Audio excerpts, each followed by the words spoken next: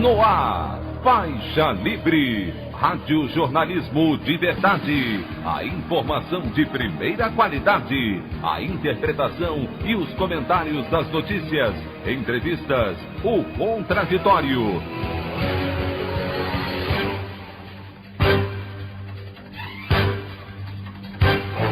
Tudo para aproximar você cada vez mais da realidade do Brasil e do mundo.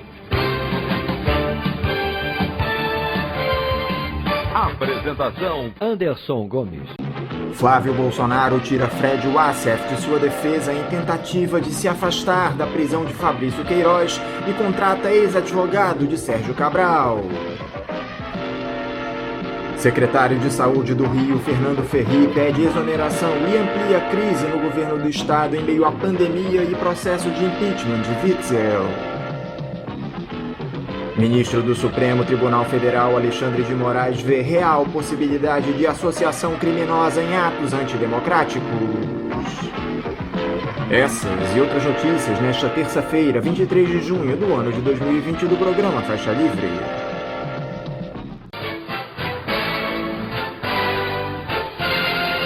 Comentário de Anderson Gomes.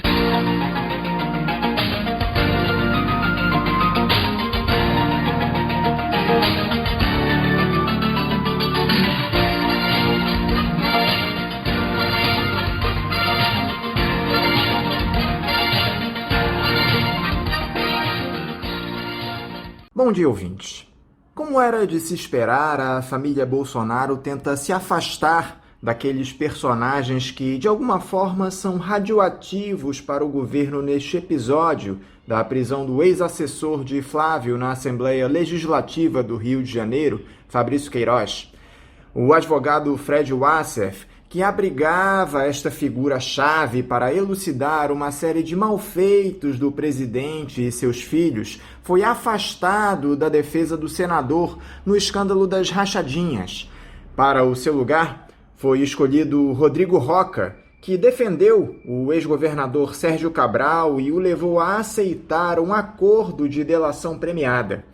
Veremos se a estratégia vai funcionar. Fato é que o ex-capitão do Exército e seus familiares estão em uma difícil situação.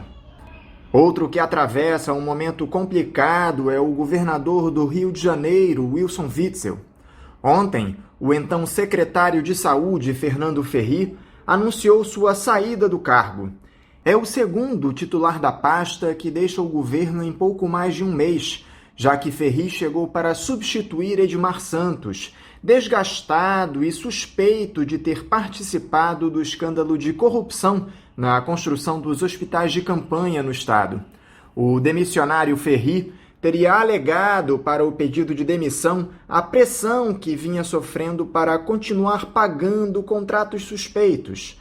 O governo do Rio já nomeou o coronel do Corpo de Bombeiros Alex da Silva Busquet, que é médico do Grupamento de Socorro de Emergência e trabalhou no Instituto de Assistência aos Servidores do Estado do Rio de Janeiro, o IASERJ. Agora eu gostaria de passar a leitura de dois artigos interessantes que tratam da nossa conjuntura política e foram publicados no último final de semana, ambos pelo jornal O Globo. O primeiro deles é do psicanalista Paulo Sternick e tem o título "Há limite para a maldade de Bolsonaro?" Diz o texto: traços de arrogância, estupidez e prepotência do presidente pressagiam a iminência de um desastre político. Eles causam na sociedade tensão, susto e medo crescentes. E não sem razão, diante de suas reações desafiadoras que desacatam o bom senso e a ordem constitucional. Torna-se nebuloso distinguir entre o que é ameaça e intimidação daquilo que realmente é capaz de cometer.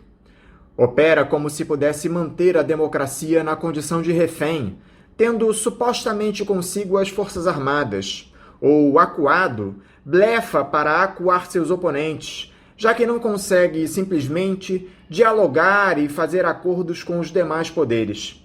A dúvida que paira sobre a maioria do país é qual seria o limite da maldade de Jair Bolsonaro.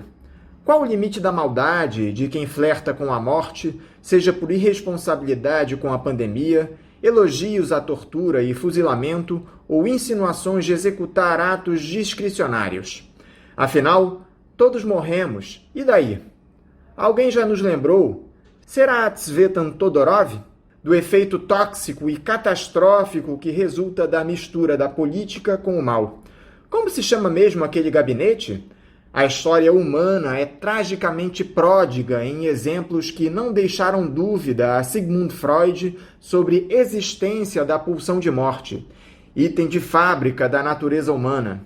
Sua expressão no campo social e político foi inventariada por Alan Wolff em A Maldade Política.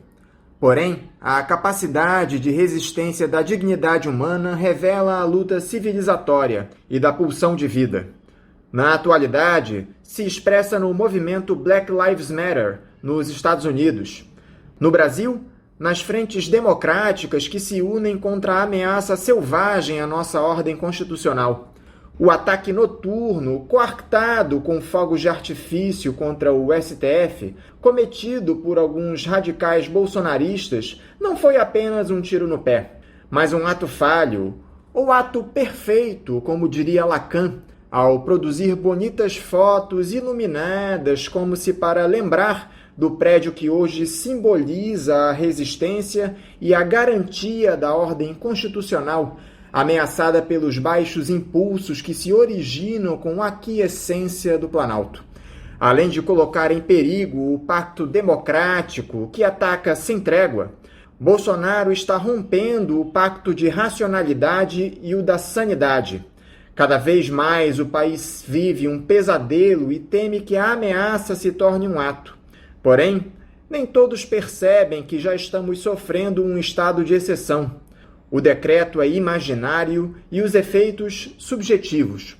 Como todo populista de extrema-direita, ele já está em nossa casa, como diria Antônio Escurati. Nem precisamos esperar que suprima as instituições democráticas. Ele já as deteriora por dentro.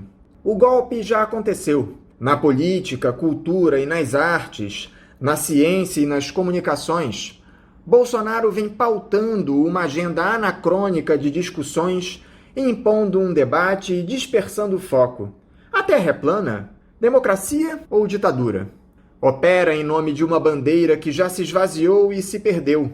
Seus seguidores são como zumbis de uma causa fantasmática. O psicanalista observa incoerências e contradições. Bolsonaro proclama Deus acima de tudo, mas no trato da pandemia ou nas suas bravatas de torturador, não respeita o sexto mandamento bíblico que dita: não matarás. Ao criticar o isolamento social, necessário à preservação de vidas, invocou a defesa do emprego e da economia, mas não pensa neles ao isolar cada vez mais o Brasil dos investidores e nações estrangeiras, temerosos por suas atitudes sobre clima, democracia e pandemia. E o que sobrou de sua bandeira contra a corrupção acabou rasgada no cortejo fúnebre de alianças espúrias. Sua aversão aos políticos o jogou nos braços da pior versão deles, por obra e graça de imprudência no diálogo e na gestão de conflitos com outros poderes e demais forças. O presidente tem o dever de ser o agente aglutinador e não desagregador. Assim, buscando salvadores da pátria, os brasileiros acabam elegendo seus algozes. Depois de um Lula e seu petismo ofendido por ter sido desmascarado em suas tramas de corrupção, agora temos um capitão magoado e vingativo por não conseguir se movimentar fora do vestuário democrático que ele decididamente não sabe usar, encerra o psicanalista. O outro texto é de autoria da jornalista e documentarista Dorit Harazin, nascida na Croácia e radicada no Brasil. O título de sua coluna é Abraço de Afogado. Um silêncio nunca consegue ser de todo silencioso. Mais de meio século atrás, o compositor de música contemporânea John Cage sentou-se ao piano do Maverick Concert Hall em um Woodstock, Woodstock, no estado de Nova York, e apresentou a peça que o tornaria célebre. Durante 4 minutos e 33 segundos, tocou o que seriam 3 movimentos com as mãos imóveis sobre o teclado fechado. Daí o nome da peça, 4:33, e o estrondo que fez. A obra continua a ser apresentada por pianistas clássicos mundo afora, com cada plateia preenchendo o desconfortável silêncio, ouvindo os sons ao redor. São sons do cotidiano imprevisível, um tossir, um ranger, um respirar pesado, um roçar de papel, que em salas de acústica afinada adquirem peso novo. No fundo, cada um ouve o que não pretendia escutar.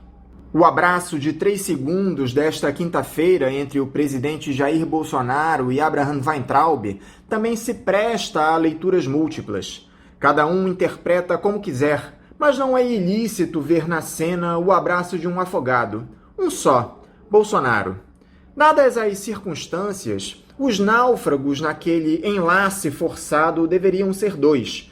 O ministro da Educação defenestrado e o chefe de Estado no seu dies mais horribilis desde a posse.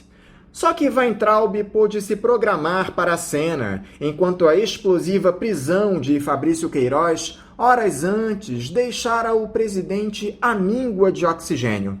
Para o vídeo de 3 minutos em que anunciou sua demissão, Weintraub se apresentou de paletó aberto e mão no bolso, com uma sem-cerimônia estudada e cafajeste, sob medida para os muitos Weintraubs que ele disse ter descoberto no Brasil. Agraciado com um cargo de R$1.300.000 anuais no Banco Mundial em Washington, disporá, se efetivado, desse colchão de distância das investigações judiciais que o envolvem no inquérito das fake news. Ainda que venha a ser alcançado pela justiça, contudo, jamais conseguirá pagar a dívida histórica que contraiu com toda uma geração de brasileiros. Ele foi, até o ultíssimo decreto, o ministro da Educação mais ruinoso da história do Brasil. Já Bolsonaro, seja na cena do abraço ou longe dela, não tem para onde ir. Encolhido, olhar vazado e desprovido de seu talento para farejar fraquezas alheias e improvisar, o presidente pareceu de cera no abracinho obtido a fórceps por Weintraub. Pouco a ver com o desconforto em demitir o 10º membro do seu ministério. Tudo a ver com a implosão do esconderijo de Fabrício Queiroz. Amigo há décadas do atual presidente, Queiroz atuou como faz-tudo ao hoje senador Flávio, enquanto o filho 01 foi deputado estadual do Rio. Por isso, caso decida falar, Queiroz será a testemunha mais apta a elucidar a teia de ligações perigosas do clã Bolsonaro. Como escreveu a jornalista Miriam Leitão, o nome rachadinha, no diminutivo, como é da cultura carioca, reduz o peso do crime que lhe é imputado.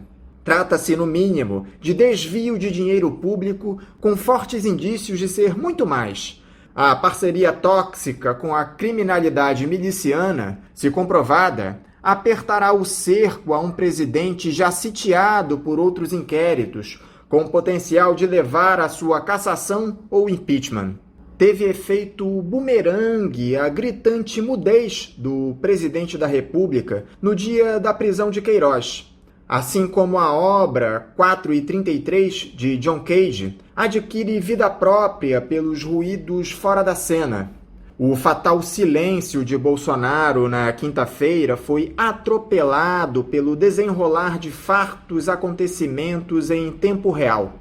A diferença, claro, é que o músico vanguardista americano teve o silêncio à sua criação. Já Bolsonaro recorreu ao silêncio como refúgio para o medo. Embrulhado numa jaqueta de tamanho acima do necessário na live semanal, na noite de quinta-feira, parecia outro homem. Encolhera. Entre os protagonistas principais da trama atual, a figura do advogado de Melenis Graunas, Frederic Wassef, é a mais exótica até agora. Apesar de ser o advogado oficial de Flávio Bolsonaro e se dizer causídico do presidente, Ou então, justamente por isso, teve a péssima ideia de manter Queiroz por meses em um sítio de sua propriedade, ao abrigo de uma eventual diligência do Ministério Público do Rio de Janeiro. Agora que a casa caiu, a esparrela das movimentações financeiras dos Bolsonaro será escancarada mais cedo do que tarde. Ele se encontra com um Brasil de mais de 1 milhão de infectados pelo coronavírus, um corolário de 50 mil mortos, um Ministério da Saúde à deriva e um governo insano. Neste Brasil, o silêncio começou a deixar de ser uma opção. Melhor assim. A opinião do Faixa Livre. Bandeirantes, 1360. Estamos apresentando Faixa Livre. Fique em casa e defenda a educação, a saúde pública e a pesquisa brasileira. Seja solidário. A vida vale mais que os lucros. Uma campanha do ANDES, Sindicato Nacional dos Docentes das Instituições de Ensino Superior. Voltamos a apresentar Faixa Livre. Estamos de volta, ouvintes, com o início da edição de hoje do programa Faixa Livre, que tem na sua produção a jornalista Celeste Sintra, auxiliada pela também jornalista Natália Moraes, tendo no comando do áudio o Francisco. Meu bom dia a todos. E meu bom dia também a você, que pode aqui participar nos enviando mensagens eletrônicas para o endereço ouvinte@programafaixalivre.com.br ou ainda registrando suas participações diretamente nas nossas redes sociais. No Facebook, nossa página é o Programa Faixa Livre. No Twitter e no Instagram, para deixar o seu recado, basta seguir os perfis @PGMFaixaLivre. Lembrando que as participações por telefone estão inviabilizadas, pois durante o período da pandemia do novo coronavírus, nosso programa está sendo gravado no dia anterior à sua veiculação. Pedimos desculpas aos nossos ouvintes que costumam interagir conosco desta forma, mas foi a maneira encontrada pela equipe do Faixa Livre para mantê-los informados sobre o que acontece no país e no mundo com essa nossa visão crítica, e ao mesmo tempo preservando a saúde dos profissionais que levam o programa ao ar. O Faixa Livre pode ser acompanhado também pelo nosso aplicativo para celulares com sistema operacional Android. O nome do aplicativo é Programa Faixa Livre. Os ouvintes também têm acesso à transmissão pelo nosso site, o www.programafaixalivre.com.br, ou pela página da Associação de Engenheiros da Petrobras, a AEPET, uma das nossas entidades patrocinadoras, no www.aepet.org.br. Para quem perdeu alguma das edições ou quer ouvir novamente o Faixa Livre, os áudios das entrevistas e editoriais estão disponíveis no nosso podcast, nos aplicativos Spotify, Deezer e Castbox. E dando início às nossas entrevistas, eu cumprimento o jornalista fundador do site Congresso em Foco, Silvio Costa. Silvio Costa, bom dia. Bom dia, Anderson. Bom dia a todos os ouvintes do Faixa Livre. É um prazer estar aqui com vocês. Muito obrigado, Silvio, por conversar conosco mais uma vez aqui no programa. Silvio, a última semana do presidente Jair Bolsonaro foi certamente a pior desde que ele assumiu o Palácio do Planalto. E olha que não faltaram períodos ruins para o chefe do executivo, hein? Nós tivemos mais uma ação da Polícia Federal tendo como alvo parlamentares aliados do presidente, onde foi autorizada inclusive a quebra do sigilo bancário deles, naquele inquérito que investiga os atos antidemocráticos. Houve também a prisão da ativista Sarah Winter por conta das ameaças às instituições que ela vinha promovendo. Tivemos também a manutenção do inquérito das fake news após decisão do Supremo Tribunal Federal. O fato da semana, que foi a prisão do Fabrício Queiroz, amigo do presidente, ex-assessor do gabinete de Flávio Bolsonaro na Alerj, envolvido naquele escândalo das rachadinhas, encontrado justamente na casa do advogado da família do mandatário. A fuga do ex-ministro da Educação Abraham Weintraub para os Estados Unidos enquanto ainda estava no cargo. E, para completar, a chegada à marca de 1 milhão de casos de coronavírus no Brasil, com 50 mil mortes. Não dava para ser pior, né, Silvio? Realmente é uma situação muito complicada, é um quadro muito difícil, é difícil pelo lado sanitário, porque a gente tem um presidente que não assumiu plenamente a responsabilidade pelo enfrentamento da pandemia de Covid-19, é complicado pelo lado político, é complicado pelo lado econômico, uma vez que a gente vive uma crise que já é muito grave e que tende a piorar, né? A maioria das projeções são no sentido de queda do PIB, uma queda ainda maior do que a gente tem sofrido. Então, de fato, é um quadro muito complicado, mas a gente não pode subestimar a capacidade do destino nos trapacear novamente e a situação piorar ainda mais. O fato é que a gente vive um impasse político, sobretudo, e as soluções para esse impasse, inevitavelmente, passarão pela superação de conflitos num ambiente de muita radicalização, de muita polarização. Então não tem como imaginar uma saída absolutamente suave da crise. Como é que Brasília recebeu a prisão do Fabrício Queiroz na casa do advogado do presidente lá em Atibaia, Silvio? Qual foi a reação de deputados e senadores por aí? Olha, a prisão do Queiroz, ela desloca a crise política para o ambiente policial, para as investigações. Há várias investigações envolvendo a família do presidente ou envolvendo pessoas ligadas à família do presidente, e essas investigações estão sob a responsabilidade do Supremo Tribunal Federal, que foi muito atacado pelos bolsonaristas, né, com ameaças, tochas, sábado à noite, pedidos de fechamento, né? Então, realmente a recepção que houve à prisão do Queiroz foi de convicção de que viveremos semanas ainda mais emocionantes e até mesmo turbulentas, porque há investigações que são fortes, a reação do Bolsonaro, das pessoas ligadas a ele, tem sido sempre de muita radicalização, de muita intransigência, e o Supremo está demonstrando independência, está demonstrando que, se for provocado, como tem sido, vai agir. O tal do Fred Wassef, advogado do Bolsonaro, tem tentado tirar a responsabilidade do presidente neste episódio.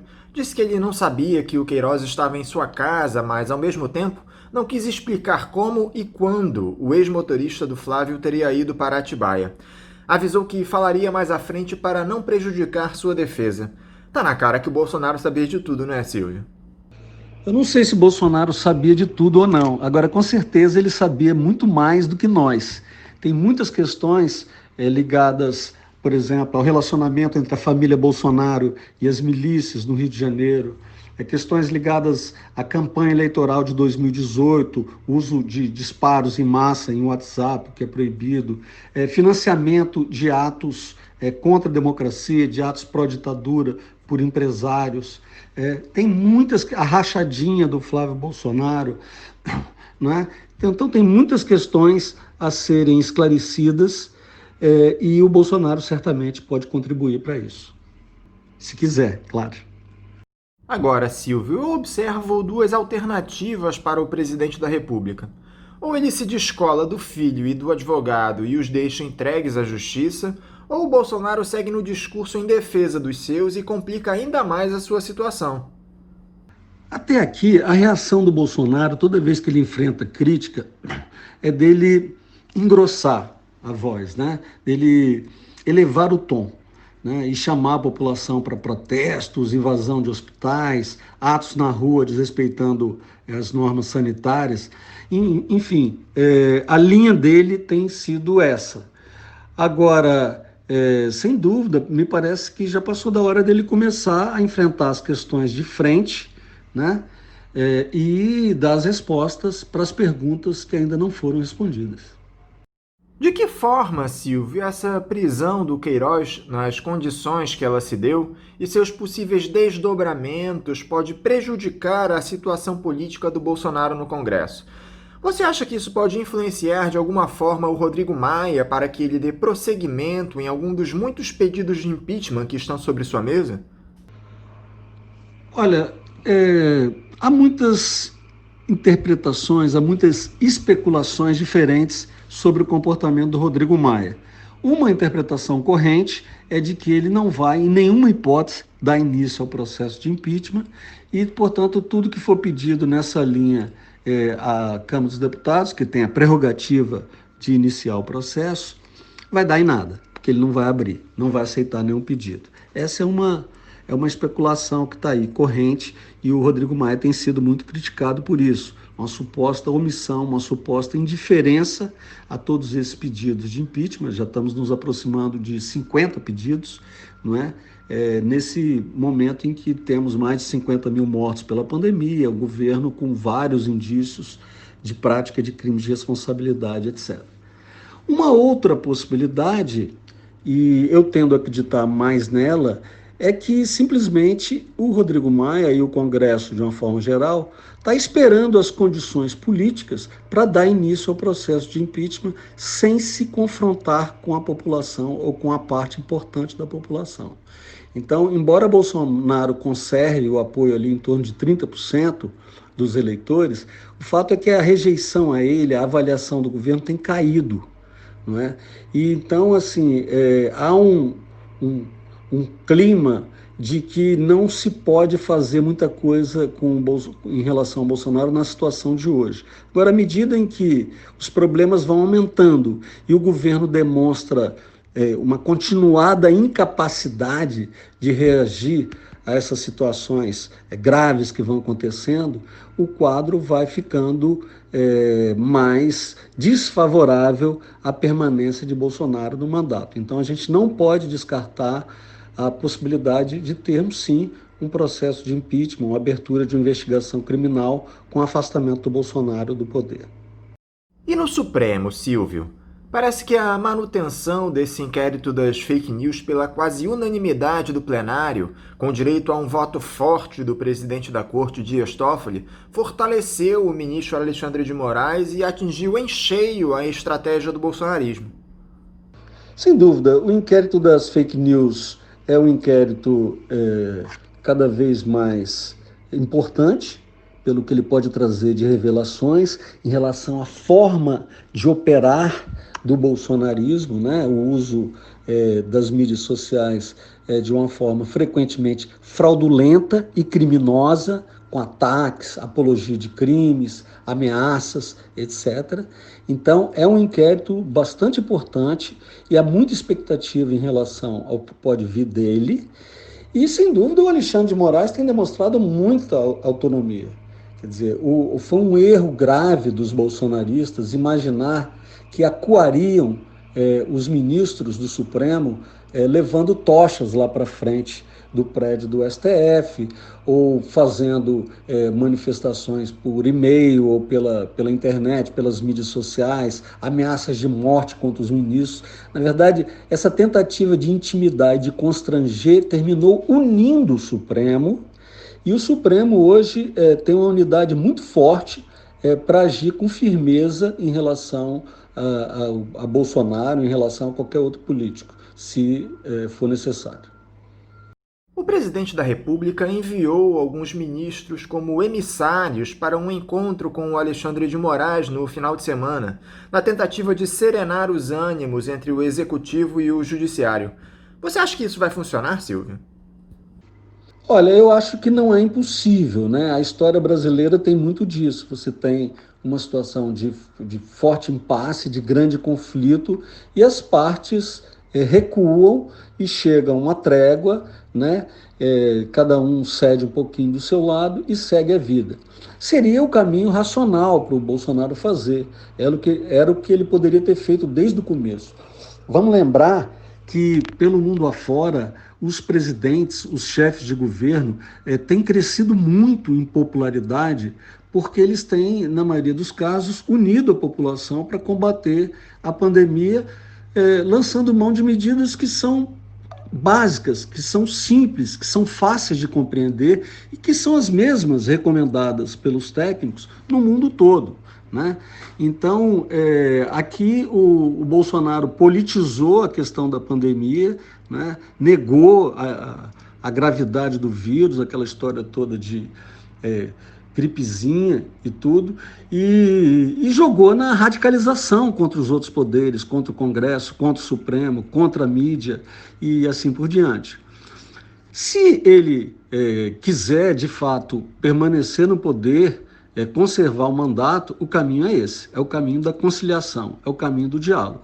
Até aqui, ninguém viu isso do Bolsonaro em seus mais de 30 anos de atividade política. Você acredita que o Tribunal Superior Eleitoral vai aceitar a utilização dessas informações levantadas pelo inquérito das fake news nos processos de cassação da chapa Bolsonaro-Mourão? Já há precedentes nesse tipo de situação, não é, Silvio? Essa, ao que me parece, é a alternativa mais viável para o fim do mandato do ex-capitão do Exército. É muito complicado especular sobre a decisão do Tribunal Superior Eleitoral, porque a gente, nesses anos todos de eleição presidencial direta, né, desde 1989 a gente faz eleição direta, a gente nunca teve a cassação de uma chapa presidencial.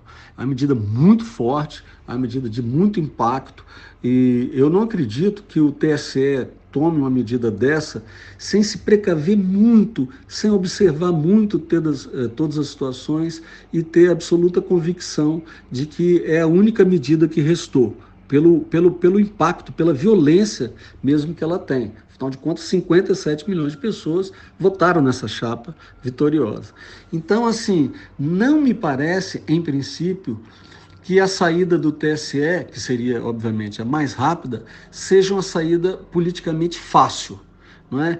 Muita gente, inclusive, que não apoia o Bolsonaro, porque se o TSE caçar a chapa, na verdade, o Mourão não assumiria mais. Né?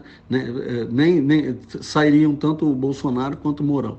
Então, muita gente que não apoia o Bolsonaro e que, por exemplo, entende que um governo comandado pelo Mourão teria condições de um melhor diálogo com o Congresso, com o Judiciário, com os diversos setores da sociedade e melhorar a situação econômica do país, não aceitaria essa solução.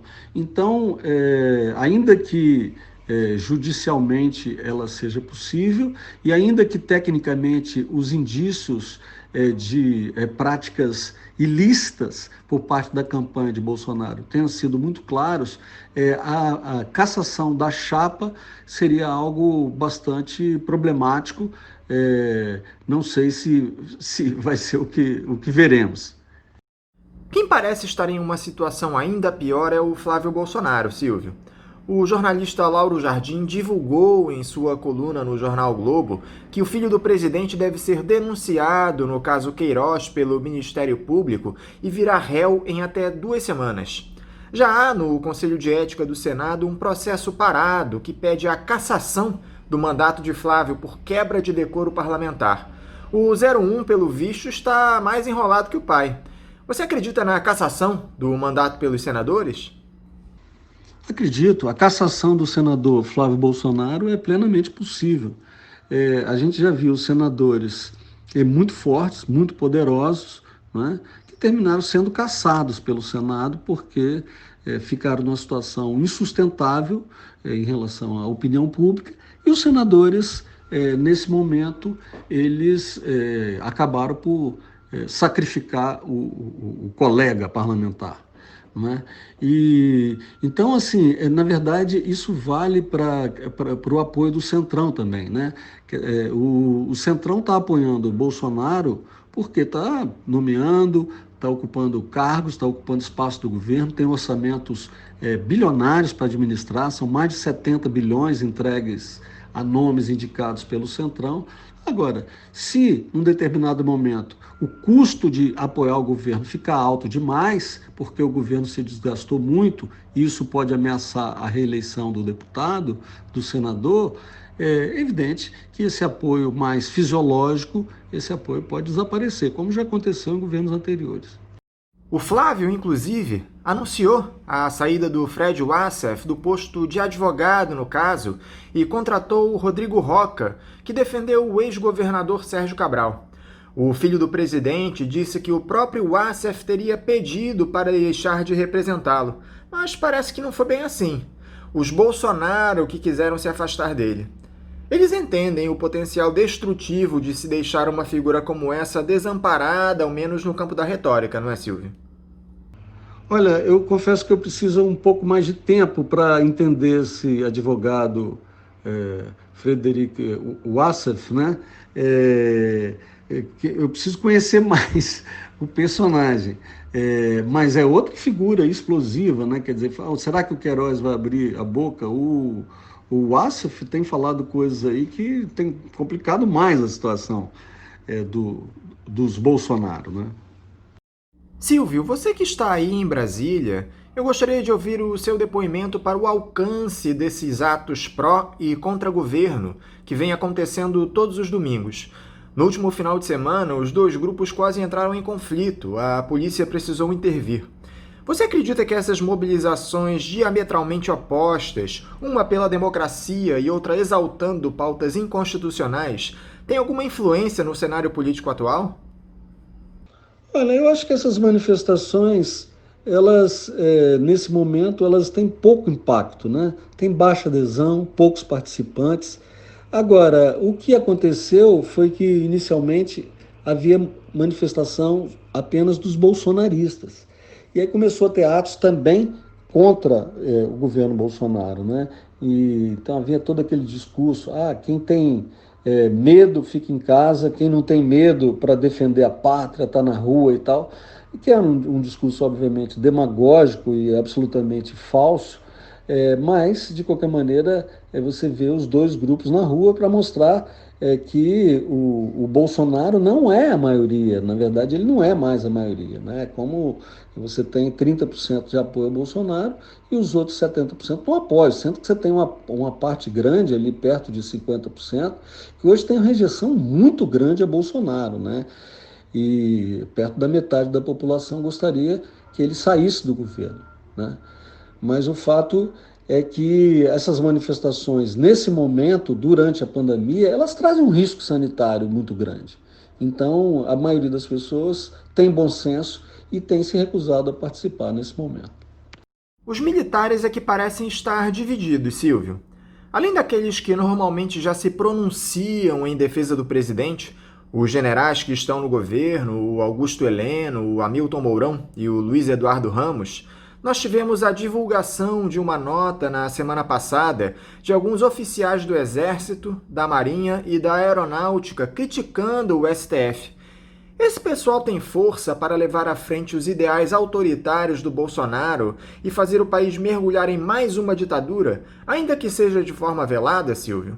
Como é que você avalia esse nível de ameaça?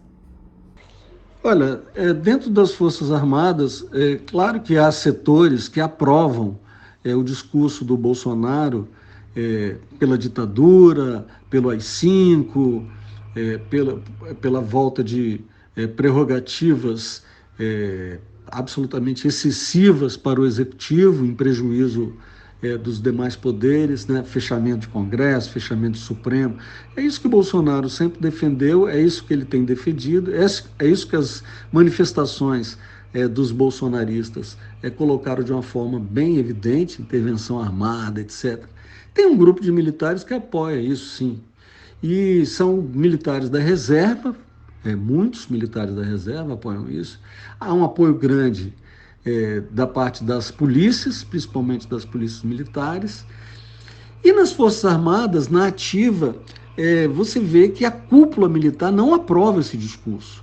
Ele é um discurso que tem apoio embaixo, incluindo as médias patentes, baixas patentes, mas não tem apoio da alta hierarquia militar, nem no Exército, muito menos na Marinha e na Aeronáutica. E não há a menor possibilidade, tem dito repetidamente, e eu não vejo razão para duvidar disso, não há a menor possibilidade da cúpula militar, do comando do Exército, comando da Aeronáutica, comando da Marinha, que no final das contas são os que têm a mão na massa ali para comandar uma eventual intervenção, uma eventual ação militar ou reprimir um movimento de insurreição, eu não tenho a menor dúvida de que esses chefes militares não têm no seu horizonte a possibilidade de um golpe ou de uma intervenção armada para dar mais poderes, seja Bolsonaro, seja Mourão, ou seja qualquer outro político, né?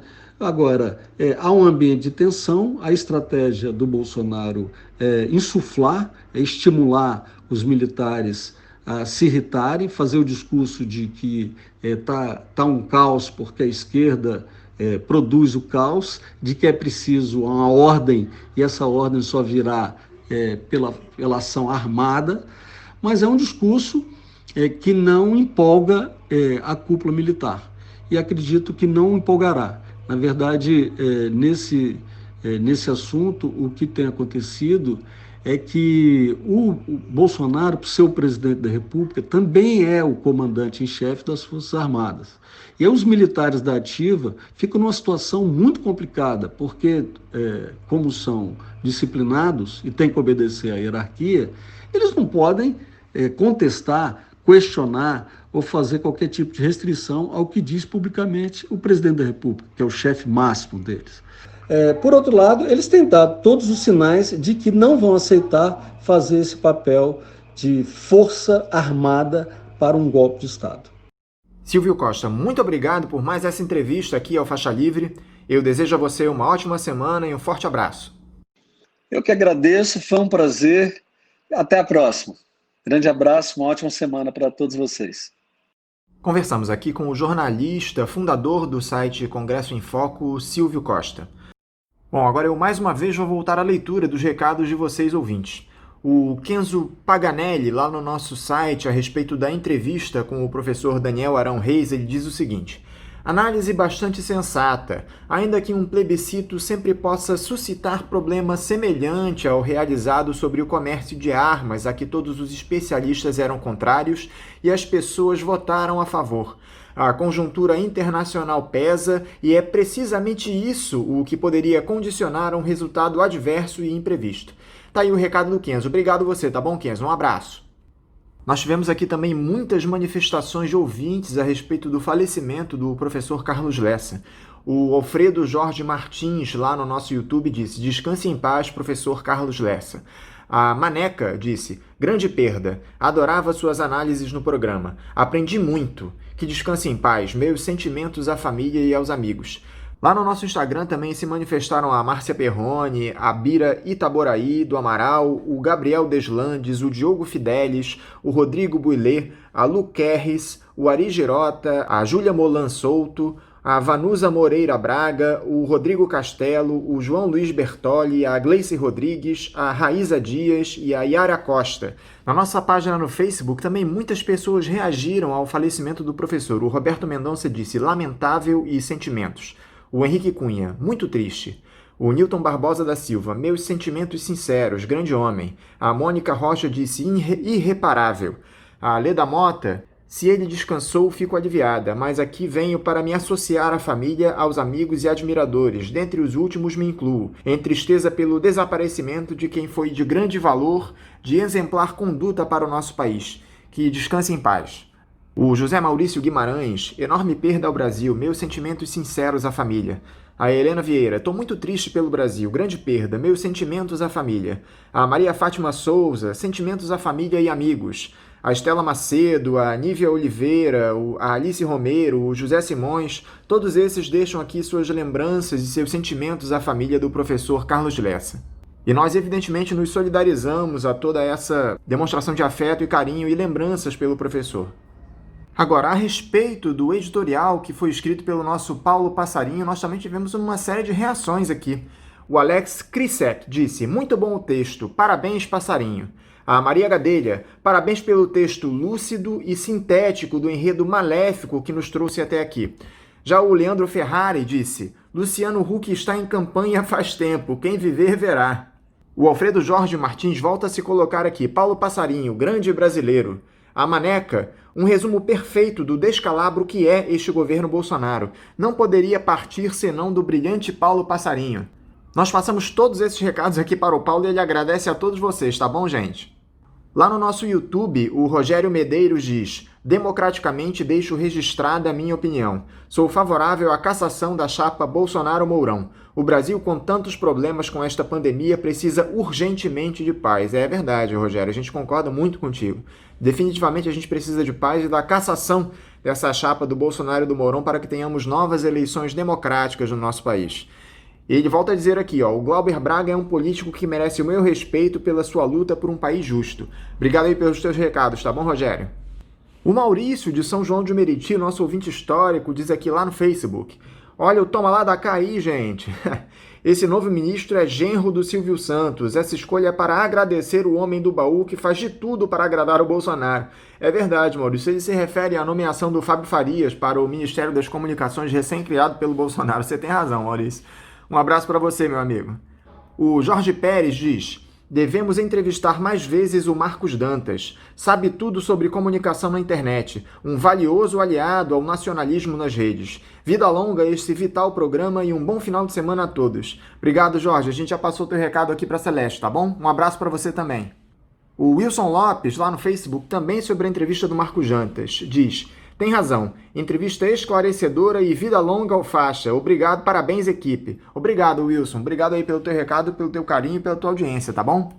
O Fábio Antifascista faz uma crítica aqui ao artigo que foi publicado pela jornalista Vera Magalhães. Ele diz o seguinte: que papo furado é esse de Vera Magalhães? Fracassamos como país?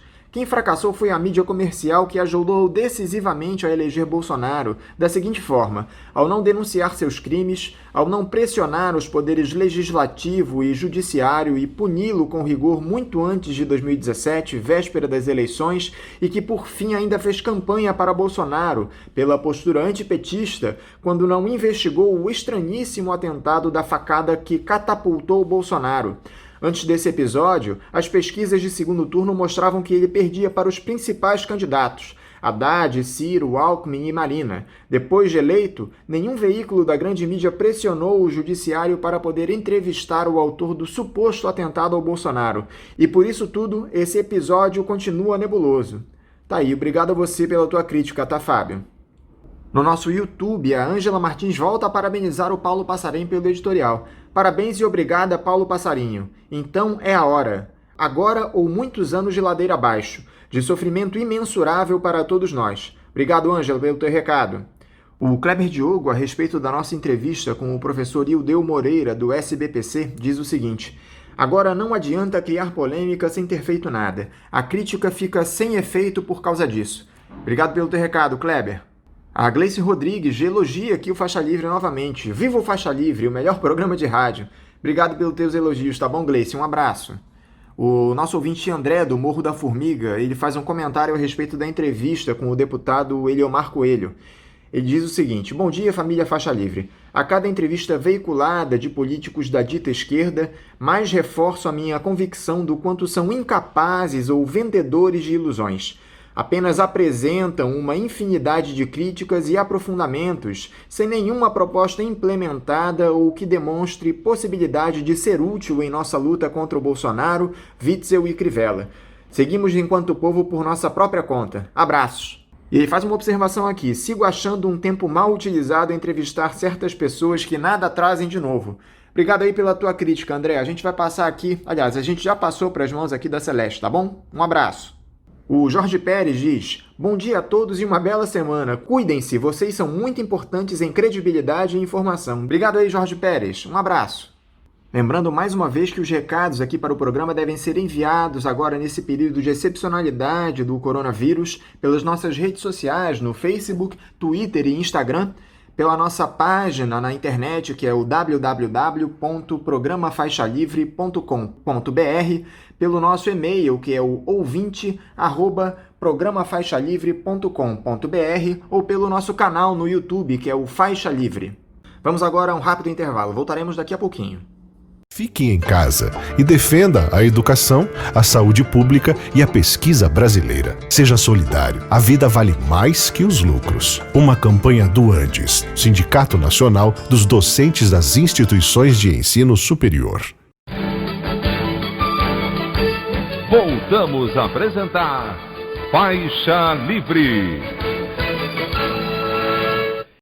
Estamos de volta, ouvintes. E antes de nós irmos para a nossa próxima entrevista, eu gostaria de fazer a leitura aqui da apresentação do Comitê Popular de Crise.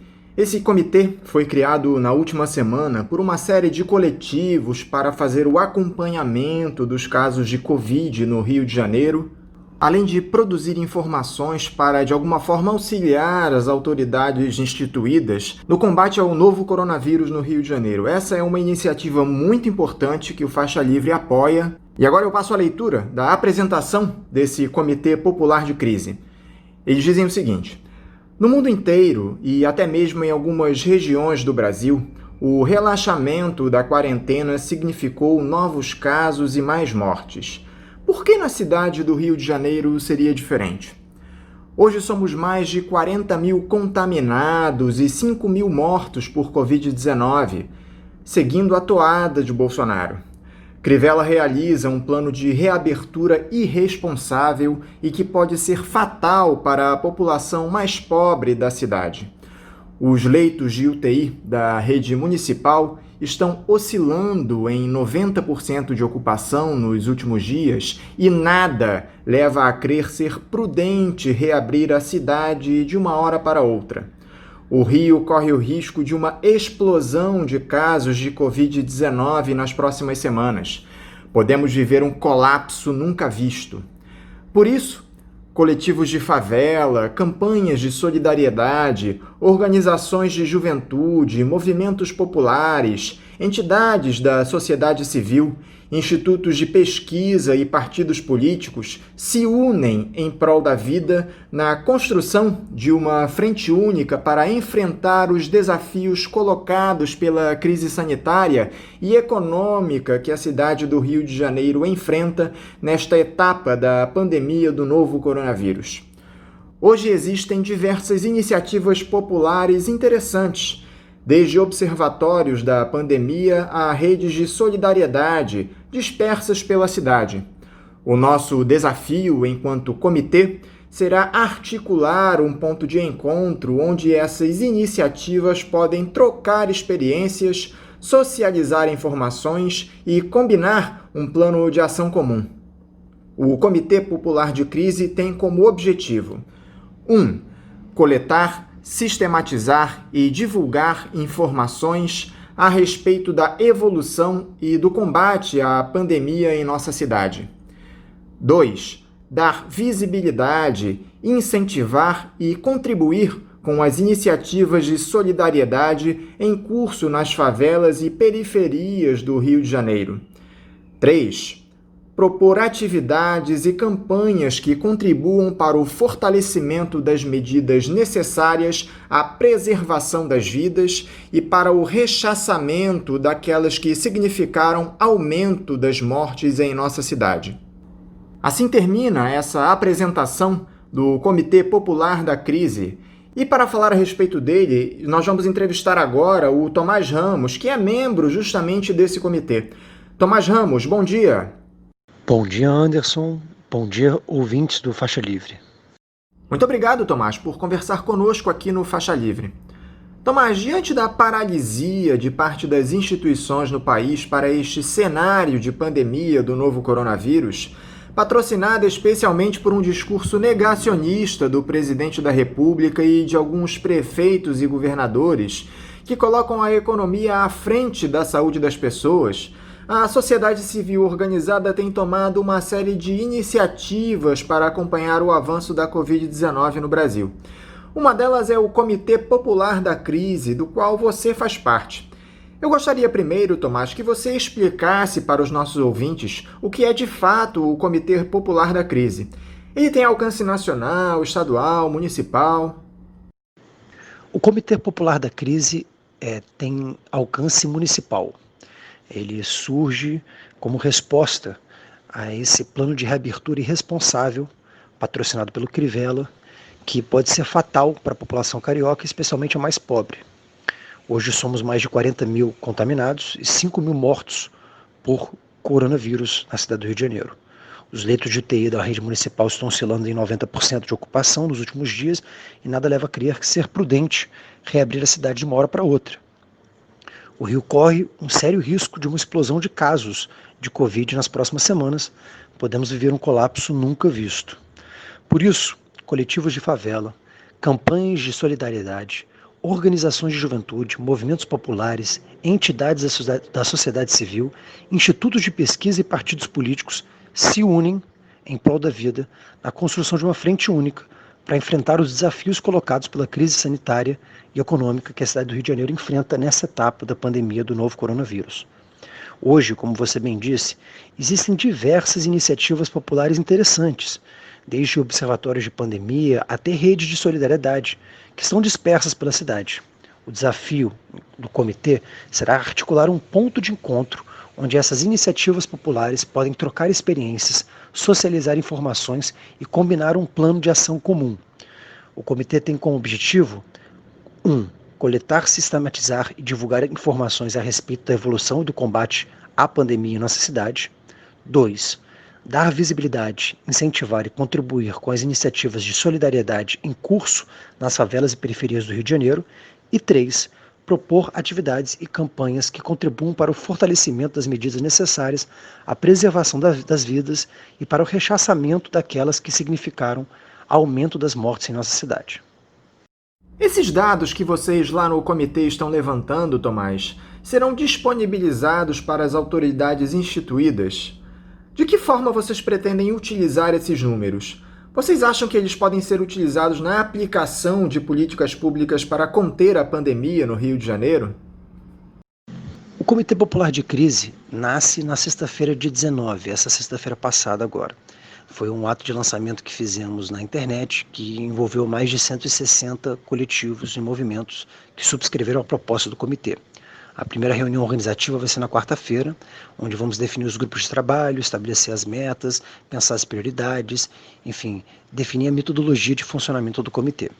O que dá para dizer, por enquanto, é que a ideia é conseguir reunir um conjunto de informações, de experiências e de propostas que têm sido acumuladas pelas diferentes iniciativas populares que surgiram na cidade nos últimos meses e conseguir, com isso, pensar um plano comum para conseguir incidir sobre as políticas públicas. A ideia nossa é pressionar as autoridades a esclarecer, os motivos e as justificativas das suas propostas e responder às nossas propostas, às nossas demandas, que vamos fazer isso junto com os movimentos, os institutos de pesquisa, enfim, todos aqueles que estão na ponta tentando ajudar a cidade do Rio de Janeiro a sair dessa pandemia.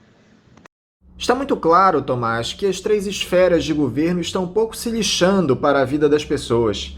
Não por acaso nós temos essa abertura gradual das atividades no momento em que a pandemia está no seu pico de contágio e de mortes. Já são mais de 1 milhão de infectados e 50 mil óbitos oficialmente.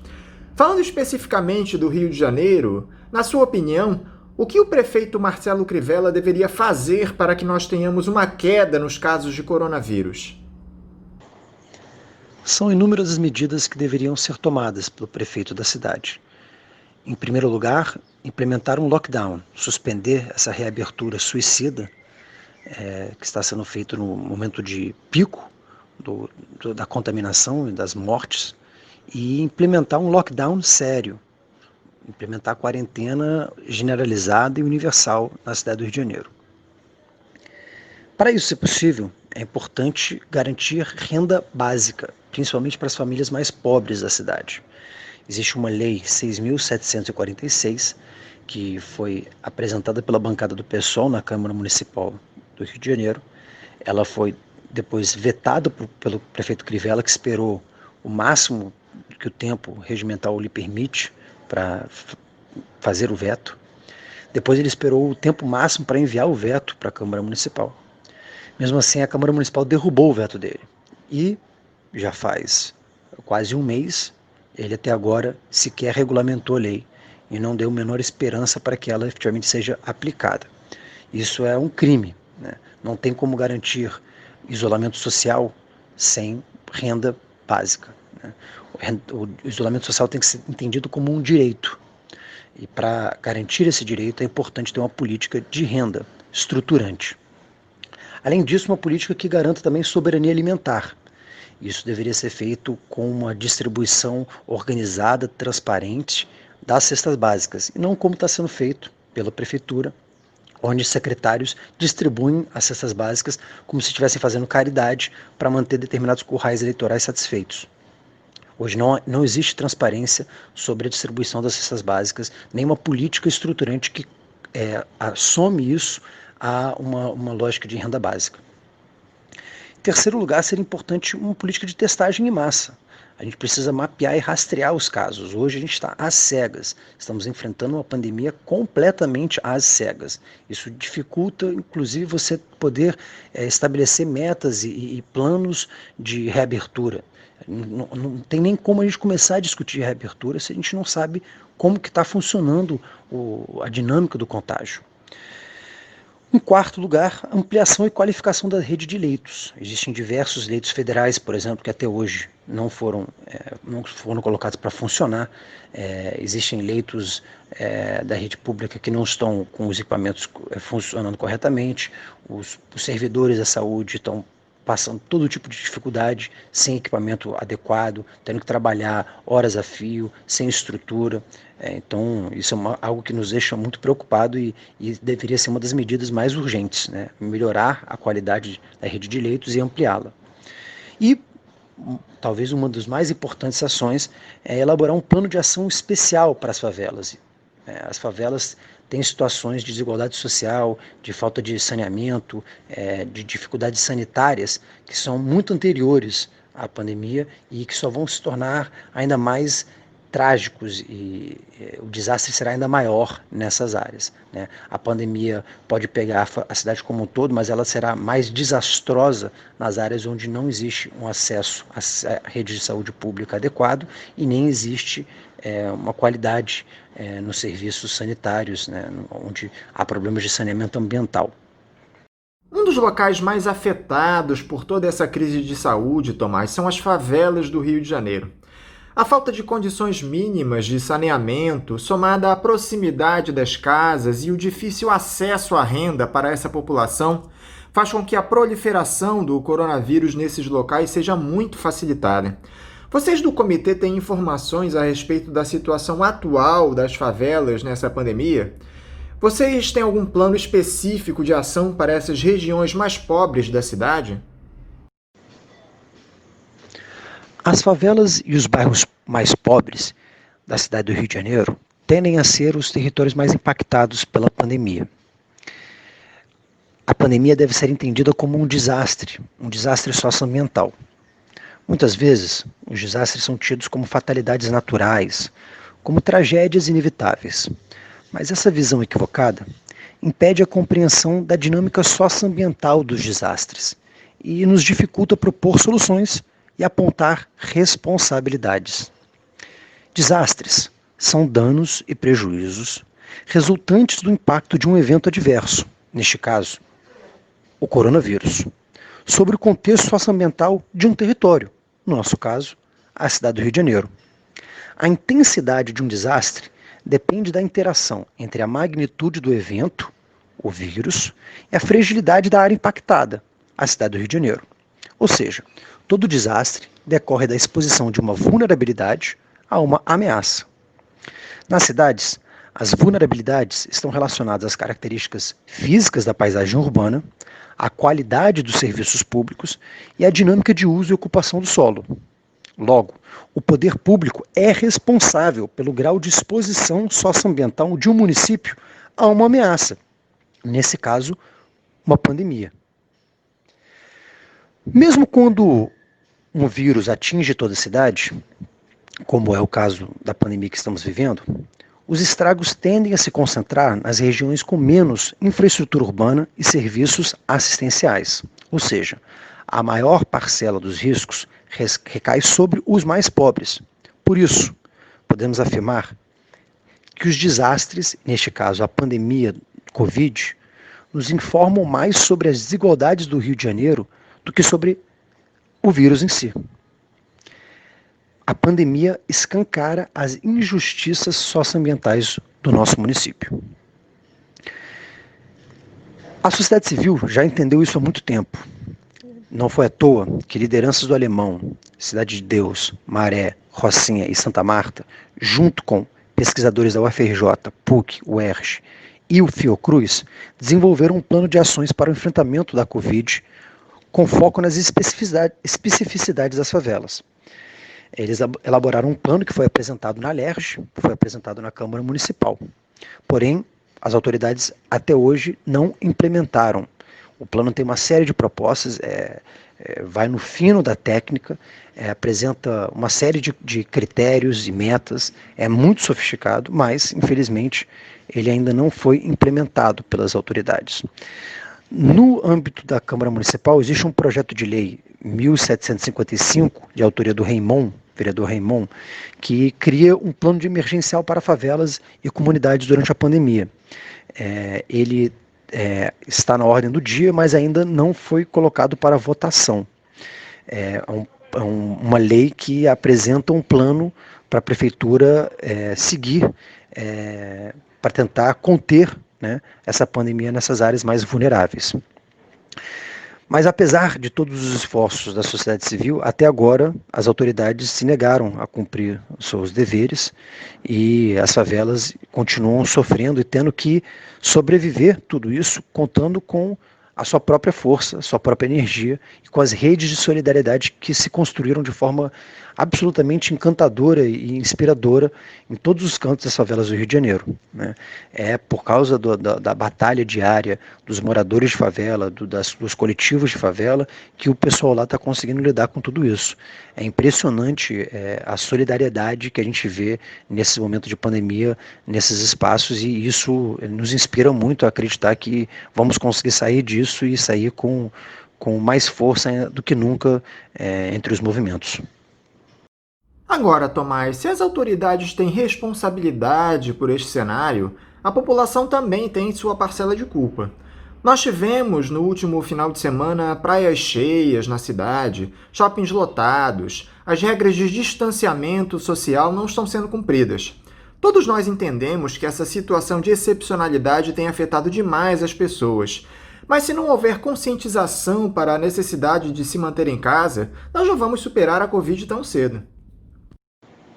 Mas, Anderson, quem tem o dever de garantir a conscientização da população sobre os riscos da pandemia e sobre as atitudes que deveriam estar sendo tomadas para a proteção socioambiental da cidade é o poder público. E, infelizmente, o poder público que a gente tem visto é um show de horrores, uma pandemia de desinformação, de mentiras mais cafajestes possíveis para beneficiar meia dúzia de empresários e setores que estão mais preocupados com o lucro do que com a vida neste momento.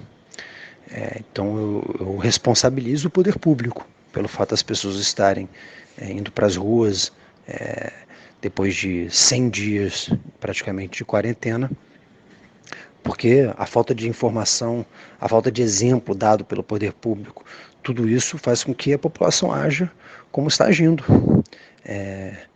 Então, eu não responsabilizaria a população pelo que a gente tem visto nas ruas. Eu acho que isso é um efeito da forma como nossos governantes têm lidado com a pandemia. Outra coisa que prejudica demais o combate à pandemia, Tomás, são esses seguidos escândalos de corrupção no Estado. Dessa vez foi na área da saúde. Os gestores públicos aqui no Rio de Janeiro, nos últimos anos, mergulharam nos negócios espúrios. Eu já até perdi a conta de quantos governadores foram presos. Agora o Wilson Witzel enfrenta um processo de impeachment lá na LERJ que foi aprovado por unanimidade pelos deputados. Além de analisar a situação do governador, Tomás, eu gostaria de saber se existe uma solução para essa verdadeira pandemia de corrupção que se instalou no Executivo Estadual. O governador Wilson Witzel é uma piada sem graça. Ele é uma caricatura do drama que o Rio de Janeiro vive nos últimos tempos. Surge, nasce, surfando na onda de ódio e de medo promovida pelo Bolsonaro, pregando que iria implementar a lei do abate nas favelas, dando tiro na cabeça das pessoas. É o que tudo indica, vai ser derrotado, vai cair. porque foi pego roubando da área da saúde em plena pandemia, operando velhos esquemas da turma do Cabral, Pezão, Eduardo Cunha e companhia. É um retrato, né, da tragédia que o Rio se encontra. Só tem um jeito de superar, seja a velha máfia do PMDB, seja essa turma fascista do Bolsonaro. Os setores progressistas do Rio de Janeiro se unirem, se organizarem em uma frente única para derrotá-los nas ruas, nas redes, nas eleições. Vocês do Comitê Popular da Crise já estão pensando nas próximas ações a serem implementadas, Tomás? Já dá para dizer quais serão as próximas iniciativas de vocês? Como eu disse um pouco mais cedo, essa quarta-feira agora a gente tem uma reunião organizativa, onde vamos reunir os diferentes movimentos e coletivos que se articularam em torno do comitê para começar a pensar a divisão de tarefas, pensar metas, enfim, elaborar um plano de trabalho. Tem várias ideias que já surgiram, mas que a gente ainda precisa de encaminhar, como construção de boletins regulares, elaboração de um plano popular alternativo de enfrentamento à Covid, enfim, são várias ideias que já surgiram, mas tudo vai depender de como vai caminhar essa reunião de quarta-feira e as próximas, né? O comitê, como eu disse, surge na sexta-feira, ele ainda está em fraldas, digamos assim, mas a princípio, a partir de quarta-feira, a gente já vai ter uma noção melhor, uma dinâmica melhor do seu funcionamento. Tomás, para terminar, eu gostaria de uma avaliação sua para as eleições municipais aqui no Rio de Janeiro este ano. A esquerda tem alguma chance de quebrar essa hegemonia conservadora no município? Anderson, esse é o grande desafio de todos os setores da esquerda carioca. Como que conseguimos superar essa hegemonia conservadora que tanto nos assola? Nós do comitê acreditamos que somente uma aliança com os movimentos populares dos diferentes setores da sociedade civil é que vai permitir organizar uma frente ampla de resistência a tudo isso. Vamos ver como isso vai se expressar no processo eleitoral, mas sem o povo organizado não há nenhuma chance de vitória. Então a gente acredita muito que conectando os pontos e fazendo o trabalho de base que a gente está tentando organizar, produzir sínteses coletivas que vão nos permitir superar tudo isso. Tomás Ramos, muito obrigado por nos conceder essa entrevista. Eu desejo a você um bom dia de trabalho e um forte abraço. Muito obrigado, Anderson, Celeste, toda a equipe aí do Faixa Livre. Muito obrigado mesmo por esse convite. Nós do comitê ficamos muito honrados em poder ter esse espaço aqui. E desejo uma boa tarde para todo mundo aí que está nos ouvindo também. Vamos que vamos, galera, que só a luta muda a vida. Conversamos aqui com o Tomás Ramos, ele é membro do Comitê Popular da Crise. Vamos agora a mais um intervalo, voltaremos daqui a pouco.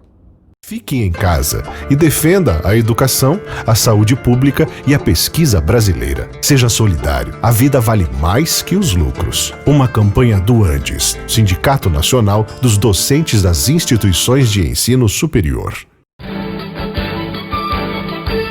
Voltamos a apresentar Faixa Livre. Já voltamos, ouvintes, e agora eu cumprimento o economista Adhemar Mineiro. Adhemar Mineiro, bom dia. Bom dia, Anderson, e bom dia aos ouvintes do Faixa Livre. Adhemar, eu te agradeço por conversar mais uma vez conosco aqui no Faixa Livre.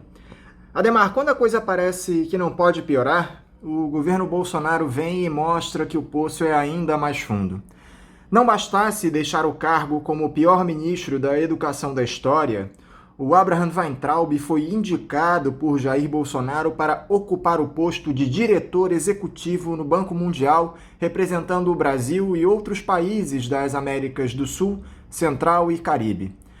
Antes de nós falarmos especificamente sobre a indicação dele, Adhemar, eu gostaria que você explicasse aos nossos ouvintes o que é o Banco Mundial, o que ele representa para o mundo, quais as atribuições do cargo que o Weintraub deve ocupar. Anderson, o Banco Mundial ele foi criado na mesma leva de decisões que criou o Fundo Monetário Internacional, ainda antes do final da Segunda Guerra, mas quando a guerra já se encaminhava para o seu final e os resultados já estavam mais ou menos claros, com o objetivo, o FMI, de regular as crises financeiras, especialmente as crises de balanço de pagamentos, que eram entendidos como raiz dos problemas econômicos entre o final dos anos 20 e o início dos anos 30, e que teriam conduzido não só ao nazismo na Europa, ao fascismo e à situação da guerra, né? Mas que esses problemas não acontecessem mais ou pudessem ser administrados de uma forma regulada, e o FMI teria essa função. O Banco Mundial foi criado com o nome, inclusive, de BIRD, BIRD, o Banco Internacional para Reconstrução e Desenvolvimento, e o objetivo, em primeiro lugar, seria a reconstrução dos países afetados pela guerra, né? E aí a gente está falando basicamente dos países europeus, e na sequência, né, o estabelecimento de um padrão de desenvolvimento a partir dessa reconstrução. E aí que entravam países como o Brasil, por exemplo. As duas instituições, elas são compostas de países associados.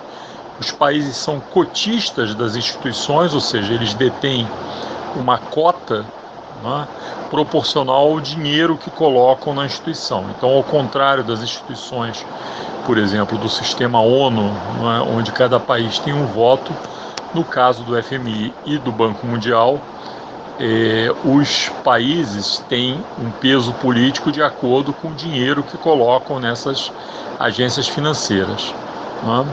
E essas instituições financeiras internacionais, elas têm um conselho, né, que é composto de seus diretores, e esses diretores, que têm um peso proporcional aí ao peso dos países, do dinheiro que os países colocam nas instituições, os diretores, quando você se refere a um país que é um grande cotista, como os Estados Unidos, o representante só representa os Estados Unidos. No caso de países com cotas pequenas, você junta um conjunto de países, então, como você falou, no caso, o Brasil representa alguns países da América do Sul, como Colômbia, Equador, mas também o Suriname, a Guiana, né, alguns países de América Central e Caribe, o Panamá, a República Dominicana, o Haiti, né, e representa, no caso do Banco Mundial, também Filipinas, né, na verdade, o peso dele passa a ser o peso das cotas conjuntas desses países. Você soma. Agora, evidentemente, desse conjunto de países, o Brasil é de longe o mais importante. E qual a função dos diretores? Os diretores aprovam políticas gerais do banco, né? Então, agora o banco vai se voltar para questões de infraestrutura, agora o banco vai se voltar para questões de energia, agora vamos incorporar preocupações ambientais nos projetos, coisas desse tipo. E, em última instância, aprova também os empréstimos, mas ele não tem função executiva, né? A função executiva é feita pelo corpo de funcionários permanentes da instituição. Os diretores aprovam, em última instância, o que já está praticamente encaminhado e decidido. E no caso do Banco Mundial, os Estados Unidos sempre tiveram um peso grande nas decisões do banco. No começo, os Estados Unidos colocavam o grosso do dinheiro, que financiou aí a reconstrução dos países europeus, e até hoje, por conta dessa tradição, os Estados Unidos têm um peso decisivo aí nas aprovações, e desde o começo os Estados Unidos fazem a indicação do diretor-geral do Banco Mundial, no caso o presidente do Banco Mundial, né? Assim como no caso do FMI normalmente é um europeu, no caso do Banco Mundial normalmente é alguém indicado pelos Estados Unidos. Agora, poucos sabiam disso, mas o Weintraub é economista por formação. chegou a ocupar um cargo de direção no Banco Votorantim. O presidente da Câmara, o Rodrigo Maia, aliás, disse que ele foi um dos responsáveis pela quebra daquela instituição financeira. Veja só. O Abraham Weintraub tem capacidade técnica de ocupar uma função como essa, com o seu histórico, especialmente em um órgão globalista, em um cargo que tem como uma de suas funções a diplomacia, o diálogo, Adhemar? Olha, Anderson, o agora ex-ministro Weintraub mostrou que tato e diplomacia não são das suas principais características, né? O cargo não é propriamente um cargo técnico, embora as indicações brasileiras normalmente respeitassem esse perfil de uma pessoa mais técnica, mas é um cargo, enfim, de representação política, né? Tanto que você representa um conjunto de países, né?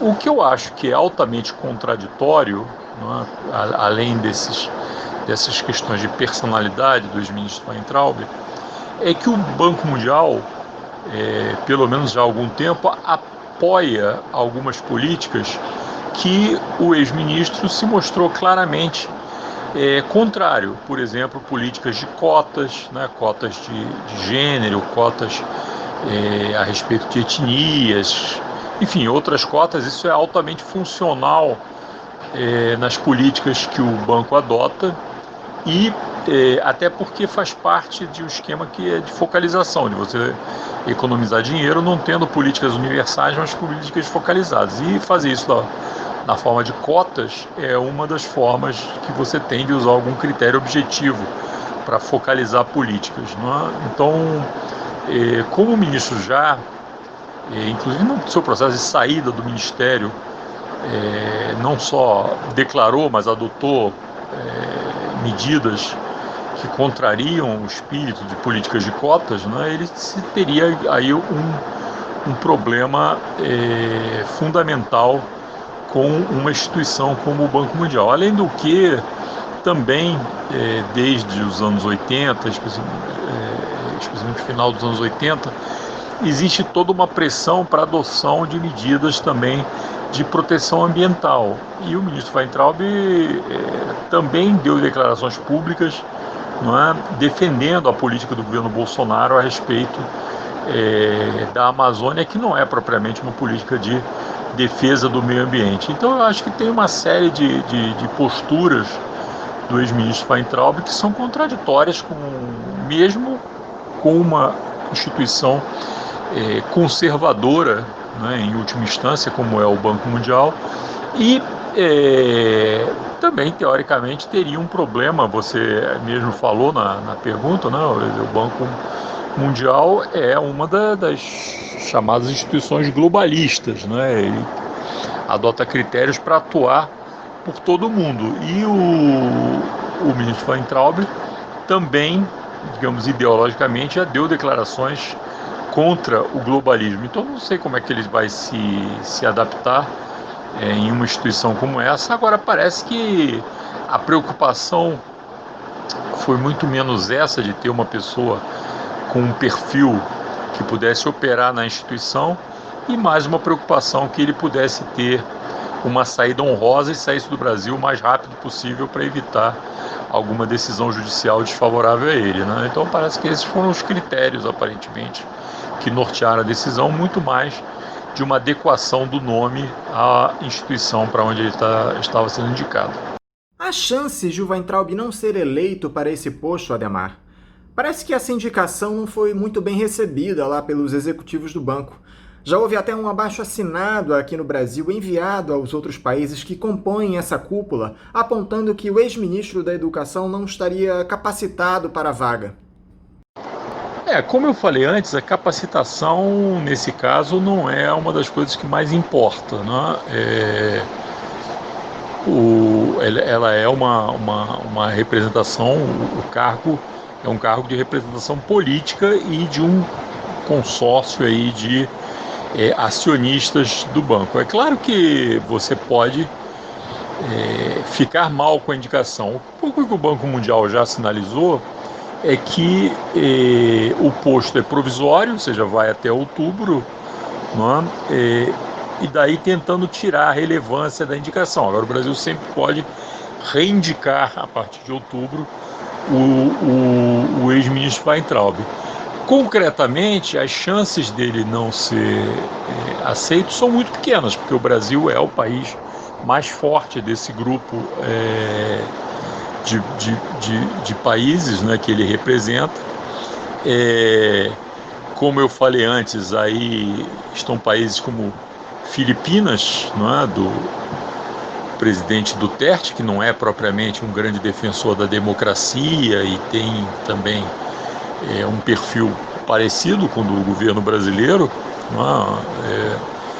E a Colômbia, que quer dizer, os outros países mais importantes são exatamente Filipinas e Colômbia, não é? A Colômbia propriamente também não é um país que nesse momento, e com o seu presidente Duque, seja um país muito preocupado com democracia, direitos humanos, até porque a ênfase do governo é voltar a combater guerrilha, etc., não é? E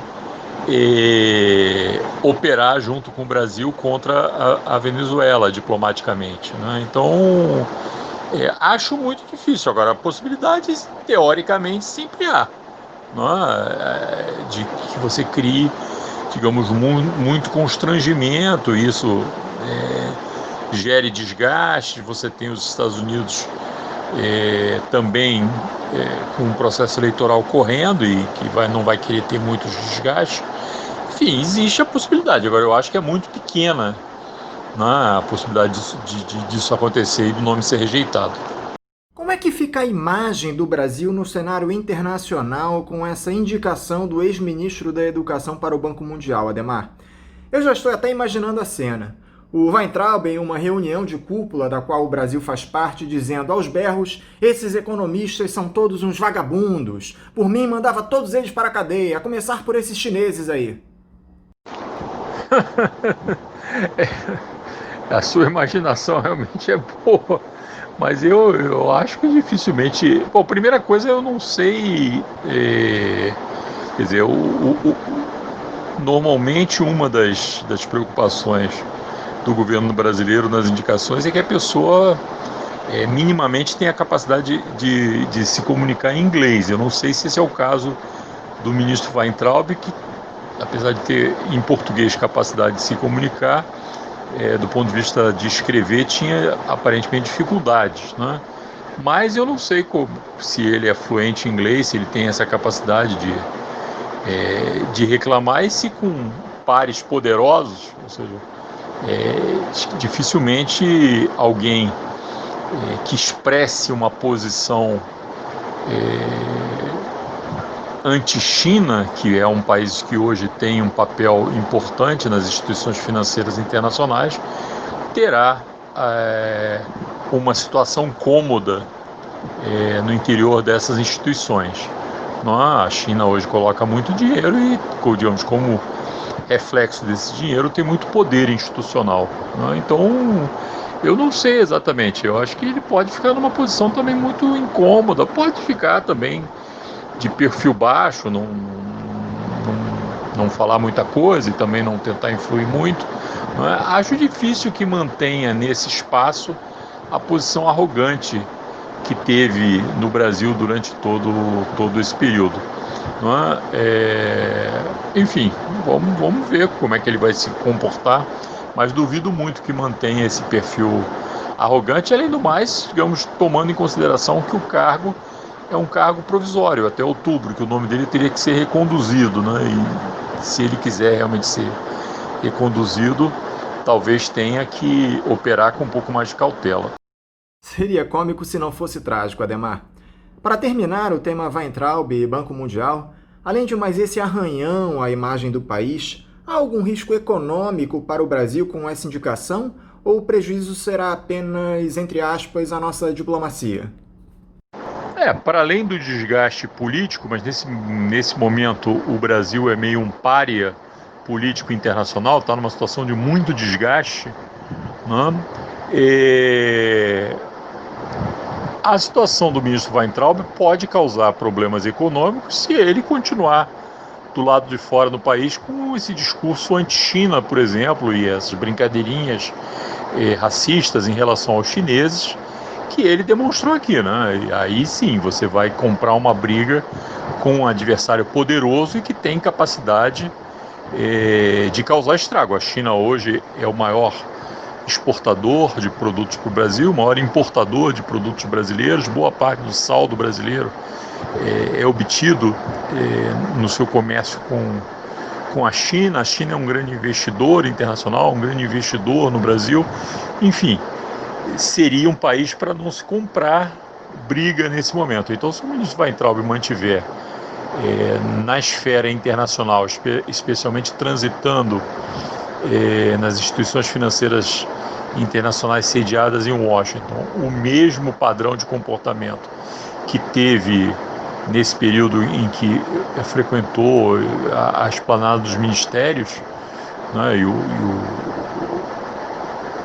Palácio do Planalto, sim, ele teria a possibilidade de causar mais do que pura e simplesmente embaraços diplomáticos, que em si só já são suficientemente complicados, né? Ele pode causar problemas econômicos, financeiros ao Brasil, especialmente se essa relação complicada se voltar aí para esse parceiro importante que é a China. Mudando um pouco de assunto, Adhemar, tivemos na última semana mais um período de fortes movimentações no mercado. O dólar subiu por 8 dias consecutivos depois de um período de queda. Isso foi muito influenciado pela nossa situação política. Tivemos a prisão do Fabrício Queiroz, movimentações lá no Supremo Tribunal Federal que atingiram o presidente Jair Bolsonaro. Mas esse abalo no mercado financeiro da última semana se deve apenas por esse cenário político, Adhemar? Olha, Anderson, você tem nesse momento um quadro financeiro internacional complicado, não é? Esse quadro ainda é mais complicado no caso dos países emergentes e mais complicado ainda no caso de países como o Brasil, que estão numa situação de crise mais aguda do que outros países, né?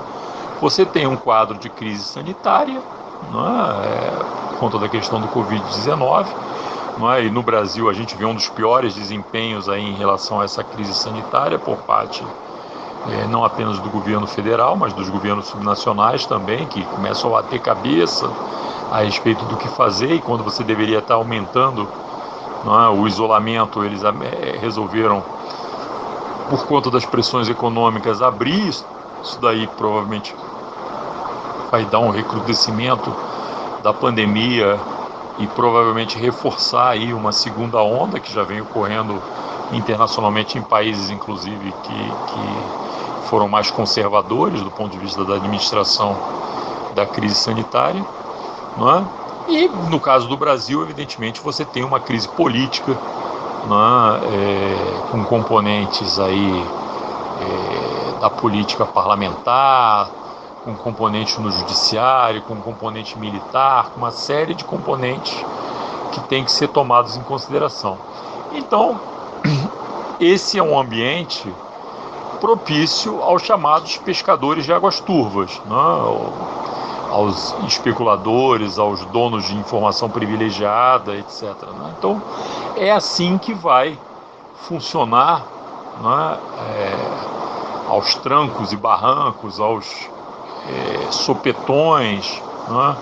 A movimentos de altas e baixas, a movimentos de serra, né? Subindo e descendo, enfim, mais agudos, menos agudos. É assim que vai funcionar o tal mercado, e mais ainda, né? Quanto mais especulativo for o mercado. A gente tem que lembrar que a Bolsa de Valores no Brasil e o mercado de câmbio também são mercados pequenos, não é, que podem ser fortemente influenciados pelos humores de poucos investidores, poucos especuladores. Isso leva a que você tenha, digamos, movimentos que podem ser agudos a qualquer momento, altas e baixas, não é? Como eu falei, o momento é propício a esses pescadores de águas turvas, né?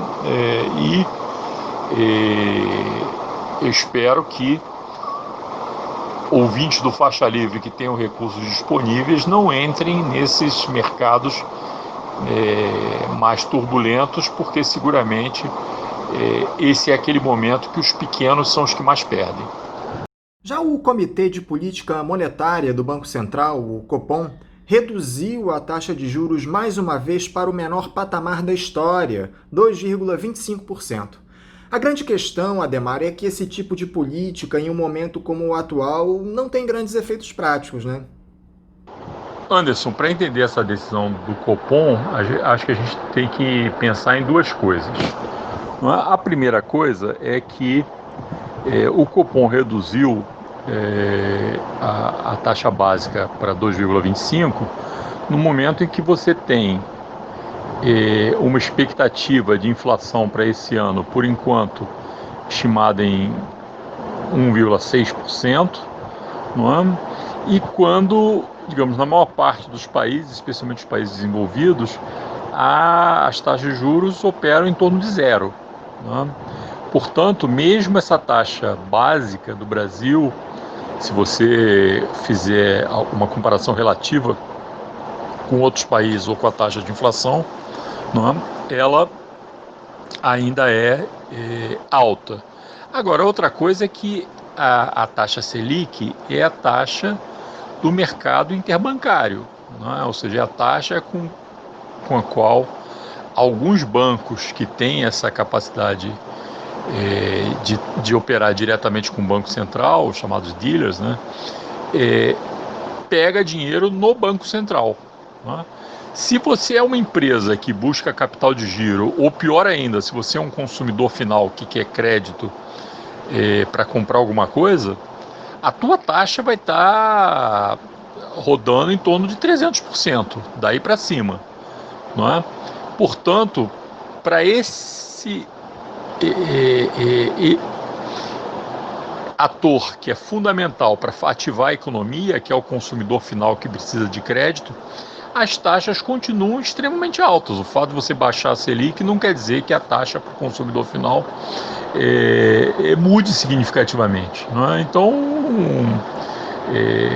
e com a crise, evidentemente, essas taxas subiram ainda mais, porque as instituições financeiras estão totalmente avessas ao risco. A gente está vendo, inclusive, o dinheiro que o Banco Central tem liberado não chega até as empresas, no final, que precisam do dinheiro para tentar sobreviver nesse momento, não é? Então, é absolutamente teórico, não é? Esse rebaixamento da taxa de juros, porque ela afeta no final muito pouca gente, não é? Tem um efeito importante sobre o pagamento de juros pelo Banco Central. Então, aí sim, do ponto de vista da gestão da dívida pública, você está reduzindo os pagamentos do Tesouro, que dizem respeito à rolagem de títulos públicos, à quitação de títulos públicos, à remuneração, em última instância, dos títulos públicos, né? Então aí você tem um efeito que é significativo, agora é da ordem de dezenas de bilhões, né? Espera-se que esse dinheiro seja canalizado para outra coisa que não o próprio pagamento de dívida pública, porque normalmente o que o governo faz com qualquer dinheiro que ameaça sobrar é jogar ele para dentro dessa ciranda para pagamento de dívida pública. E aí a economia que você está fazendo não está servindo para absolutamente nada, né, desse ponto de vista do pagamento da dívida, né? Agora, do ponto de vista de ativar a economia, zero de efeito, porque, como eu falei, as empresas precisam de capital de giro, ou mais ainda, os consumidores finais precisando de crédito, não estão nem de longe tomando como referência esses 2,25% da taxa Selic. Um dos números que mostra o difícil cenário é o Índice de Atividade Econômica, o IBCBR, divulgado também pelo Banco Central, que registrou retração de 9,73% em abril. Esse indicador é considerado uma prévia do Produto Interno Bruto no país. A situação é desoladora, hein, Adhemar? Anderson, a situação é absolutamente desoladora. Você hoje estima que você tem uma retração esse ano, uma recessão que é a maior da história do Brasil, alguma coisa entre 8% e 10% de retração da economia, não é? E que, digamos, até aqui, ninguém estima que você volte a patamares minimamente decentes antes de algum período de no mínimo 3 a 5 anos. Então, a quebradeira vai ser geral, o aumento das taxas de desemprego vai ser absurdo e será tão mais agudo, né, o aumento do desemprego e a quebradeira das empresas, quanto mais o governo insistir em manter uma visão fiscalista a respeito do orçamento, né? Nesse momento em que o mundo todo está emitindo dinheiro para tentar ativar a economia, o governo brasileiro tem preocupações que não são as preocupações que deveriam ser a prioridade nesse momento, que é manter a economia funcionando. O governo brasileiro insiste, não é, que o ano de 2020 é uma absoluta exceção e que todas as regras fiscais desse sistema de insanidade fiscal que se montou no Brasil desde o final dos anos 90 vai voltar a valer para o ano que vem. Isso significa condenar a economia brasileira a continuar na recessão, na estagnação por muitos e muitos anos, não é? E quando o secretário do Ministério da Economia que saiu, não é? Que está em processo de afastamento, Mansueto Almeida, fala de que você vai precisar de mais do que um mandato, não é? Para levar adiante o ajuste fiscal que ele acha necessário, significa que o Brasil vai moer no áspero aí durante um larguíssimo período de tempo se esse tipo de visão seguir predominando no país. Você devia estar falando em manter a economia funcionando e continua discutindo firulas de ajuste fiscal nesse momento.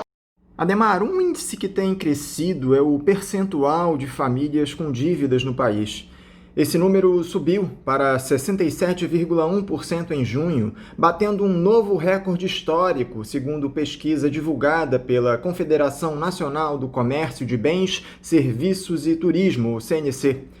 O recorde anterior nesse indicador tinha sido atingido em abril, quando ele ficou em 66,6%. É aquele efeito natural da falta de renda, não é, Ademar? Exatamente, as pessoas, as famílias já vinham brigando com essa situação de endividamento. Essa não é uma situação nova, desde que você criou os mecanismos aí, como o consignado e outros, expandiu o crédito, especialmente o crédito popular. Você colocou muitas famílias nessa situação, que depende inclusive do crescimento da economia e da sua própria renda, para diminuir o impacto do endividamento sobre o seu orçamento, né? Mas com a situação da pandemia, evidentemente, todos os cuidados que vinham sendo tomados para essa administração foram para o espaço e você voltou a crescer o endividamento das famílias, né? Então agora é fundamental que você se preocupe de alguma forma com isso, né? De garantir que as pessoas que estão ficando numa situação difícil e sem renda não sejam constrangidas a pagar de qualquer maneira o seu endividamento. O Banco Mundial, Ademar, divulgou uma lista de países que, na contramão do debacle econômico do planeta, devem crescer este ano. Entre eles estão a Guiana, o Uzbequistão, Bangladesh, além de diversos países da África subsaariana. A que se deve esse fenômeno, na sua opinião? São todas economias muito pequenas e que qualquer repique de atividade econômica, qualquer coisa que impacte a atividade econômica, leva a que o país cresça. Eu não conheço cada caso específico, conheço o caso da Guiana, onde já se previa um crescimento astronômico do produto interno bruto do país em função das descobertas de petróleo, não é? Ou seja, um país que não tem praticamente nada, não é? Muito pobre, e de repente você passa a contar com reservas gigantescas de petróleo, mesmo com os baixos preços do petróleo no mercado internacional nesse momento, acaba tendo um efeito aí sobre a economia desses países. Então eu imagino, eu não conheço cada caso específico, agora acho que serão essas situações excepcionais aí que levarão ao crescimento de alguns poucos países, né? É importante destacar também que, dentre as grandes economias, existe uma perspectiva de crescimento, por exemplo, da economia chinesa, né? Que é uma grande economia, claro, um crescimento irrisório, perto das taxas altíssimas de crescimento da economia chinesa, pelo menos nos últimos 25 anos, né? No último quarto de século. Mas, de qualquer maneira, frente à situação de pandemia, você já tem uma expectativa de crescimento. Agora, essas economias muito pequenas, provavelmente você vai acabar explicando por alguma descoberta de alguma riqueza ou por algum investimento que já estava previsto de acontecer, enfim, que leva a que economias muito pequenas possam ter esse comportamento diferenciado. O caso que eu conheço, como eu falei, é o caso da Guiana, onde as descobertas de reservas de petróleo já previam, levaram à previsão desse crescimento e isso deve, enfim, ter impactos para frente nesse país, que inclusive fazia uma discussão do que fazer com a nova riqueza que, enfim, o país acabou descobrindo, né? E que, digamos, não era prevista. E isso vai dar, inclusive, um impacto de discussão política no interior do país. Para encerrar, Adhemar, na semana passada, alguns dos maiores economistas do mundo lançaram um plano de reforma tributária global. O americano Joseph Stiglitz e o francês Thomas Piketty, a indiana Jayati Ghosh e o colombiano José Antônio Ocampo defendem que a perda de arrecadação dos governos com a crise de Covid-19 seja compensada com maior tributação às corporações multinacionais e oligopólios. Essa notícia é muito bem-vinda. A proposta parece ser ótima. Mas você enxerga viabilidade para que ela seja implementada? O grande capital vai abrir mão de parte de seus lucros para favorecer os governos? Na verdade, a proposta desse grupo de economistas importante, né, e que é apresentada